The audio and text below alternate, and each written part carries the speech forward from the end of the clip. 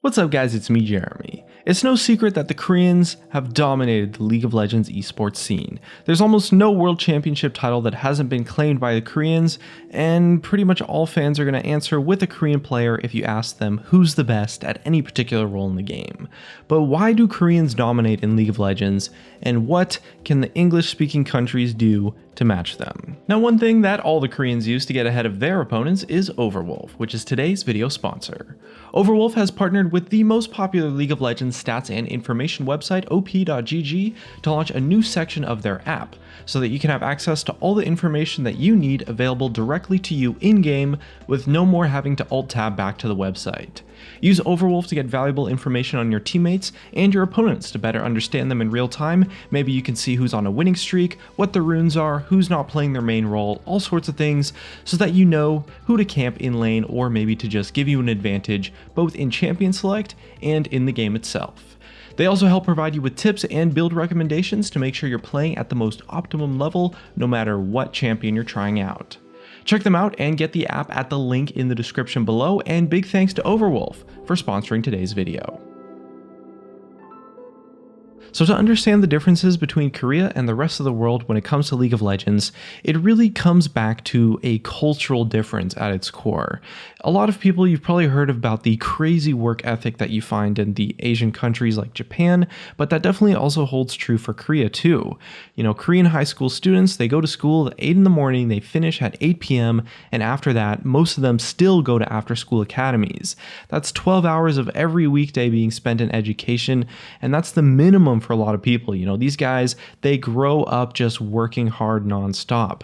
And compare that to in America, at least for me, I went to school at 8 a.m., came home at 3 p.m., and maybe I'd play a sport or two at the end of the day, do something fun. And you can really get an idea for how the Korean work ethic really develops from a young age. You know, if you don't study hard, you kind of get looked at as lazy, and these kind of expectations translate over into really just everything. You know, Korean workers, you could expect them to be working harder for longer hours, and there's a huge stigma for anyone that tries to work less. It doesn't really matter what industry you are in, you're kind of just expected to work long hours, and you're trained from a young age to view those hours as just the acceptable norm, and any of your co-workers who don't do that are shameful.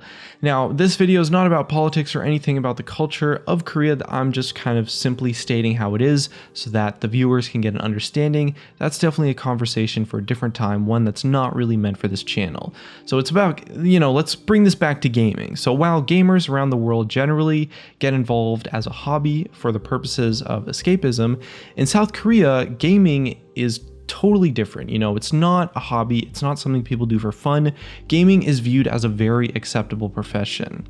The esports industry as a whole is a lot more advanced in South Korea, with professional esports being broadcasted on mainstream TV since way back in the StarCraft Brood War days.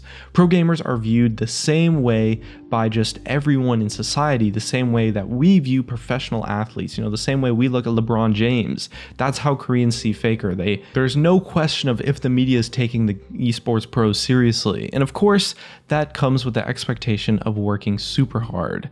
Instead of getting started in video games as a hobby and discovering that you have the potential to go pro, a lot of South Korean gamers aim to reach the professional level starting on just day one, with every hour of gameplay going towards improvement so that they can be the very best, start competing, and they spend a lot of time on the outside practice of analyzing your games, looking at your replays, and all sorts of stuff that's not as fun as just playing the game itself.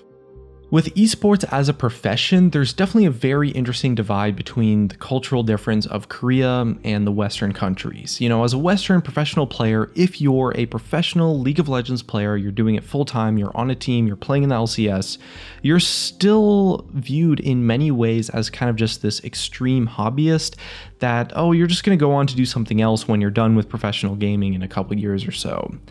And because of South Korea's more advanced professional gaming infrastructure, Korean gamers will often view competing as just the first phase of their life, their career in the esports industry. For example, it's very common for a professional player to transition into being a coach or a caster in the same industry.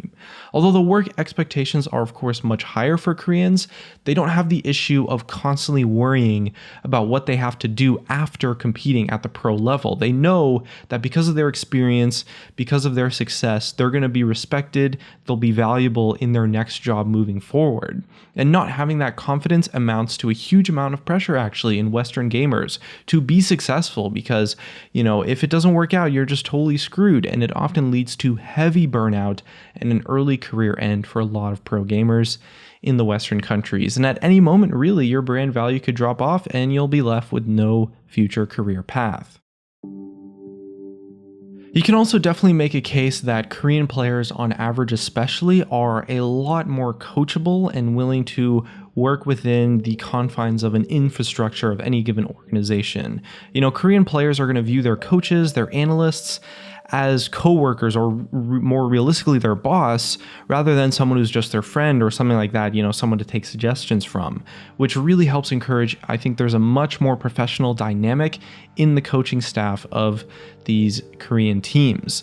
The coaches, they get the final say, and they're constantly watching the players to enforce good habits both in the game and outside of it. A good example of this was actually a viral video of SKT's famous coach Keikoma, who was seen running to control Peanut, who was streaming drunk out of concern that he might do something bad. Coaches are just a lot more involved in Korea, and it's a sign of just this advanced level of infrastructure that we kind of just keep mentioning in this video. In North America, the players tend to often decide what they're going to play based on their own ideas and their own preferences, and this can sometimes lead to the downfall of a team. It's difficult to say if one version of infrastructure is better or worse, but there's definitely a clear difference between the two cultures.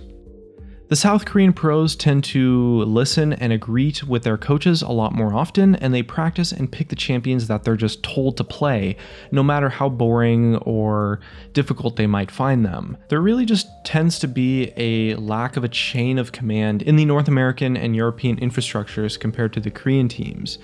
And the work ethic you find in these sort of Korean culture definitely translates into solo queue as well. If you've ever wondered why a lot of Western teams hold boot camps in Korea, it's because there tends to be a lot more to learn from playing on the Korean server, and also, not to mention, the internet in Korea is a lot better. Most players in Korea play League of Legends on single-digit ping numbers. It seems like every season during Worlds, we see comments about how the skill gap is closing between Korea and the rest of the world, but unfortunately this does feel quite unlikely to happen until Western professionals can match the Korean culture, and until the esports industry grows to become a safe, viable, long-term career for retired professionals in Western countries. We can see the latter happening all the time. The Western guys, they're working so damn hard and they're really trying their best to match the Korean teams, which is great to see. But whether the West can ever catch up is just another question entirely. It might just be a little bit too late for this generation of esports at least. Anyway, that's going to be it for today's video. Hopefully you enjoyed this look at why Koreans are the best at League of Legends. If you guys have any thoughts or input you'd like to share on the topic, definitely let us know in the comment section below. Either way, looks like that's going to be it for this one. Thanks for watching, and I'll see you guys next time.